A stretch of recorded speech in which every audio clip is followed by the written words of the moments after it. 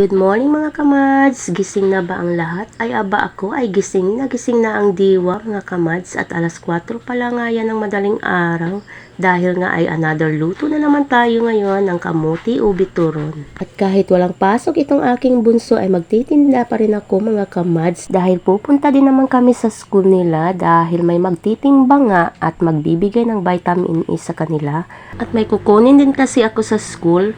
Kaya nga pala ako nagluto nito mga kamads dahil nag-request nga itong aking sister. Dahil nagustuhan nga niya at masarap nga daw.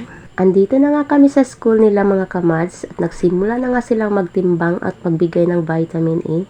Pero yung bunso ko ay hindi ko na nga nabidyuhan sa pagtimbang dahil nga tinulungan ko ang nagtitimbang na buhatin siya dahil mabigat nga daw. Malaking bata kasi itong bunso ko, buyag-buyag mga kamads. Kinuha ko din pala itong biskwit na feeding ng bunso ko sa school. Pagka uwi nga namin ng bahay ay kumain na nga din kami dyan mga kamads. At pagkatapos ay ito na, sumabak na nga ako dito sa aking hugasin. Tambak na nga ito mga kamads dahil hindi nga ako nakapaghugas kaninang umaga. Dahil naglako nga ako ng aking mga paninda mga kamads.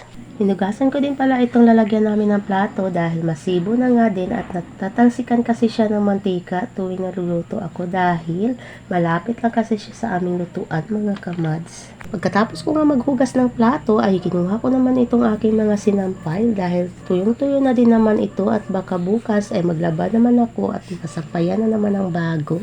Bandang hapon na nga din yan mga kamads at bumili nga ako ng 2 puso ng saging. Dahil ito nga ang uulamin namin ngayon mga kamads. Bali tinadtad ko lang siya ng pino tapos nilagyan ng asin at nilamas ko nga para lumabas yung katas or duga ba.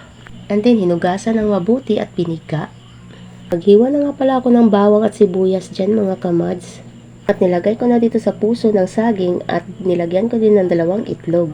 Instead of harina or cornstarch nga pala ang ilagay ko ay crispy fry na lang yung nilagay ko mga kamads. At hindi na nga ako naglalagay dyan ng iba pang pampalasa dahil malasa na din kasi itong crispy fry. Nagpainit na nga ako ng mantika dyan at nilunod ko na nga din itong puso ng saging mga kamads. Bula-bula nga sana ang luto ko dito kaya lang baka hindi maluto sa loob. Kaya tinorta ko na lang para lutong-luto talaga. At ito na ang finished product. Luto na ang aking tortang puso ng saging. At yan lang muna. Salamat sa panonood. God bless!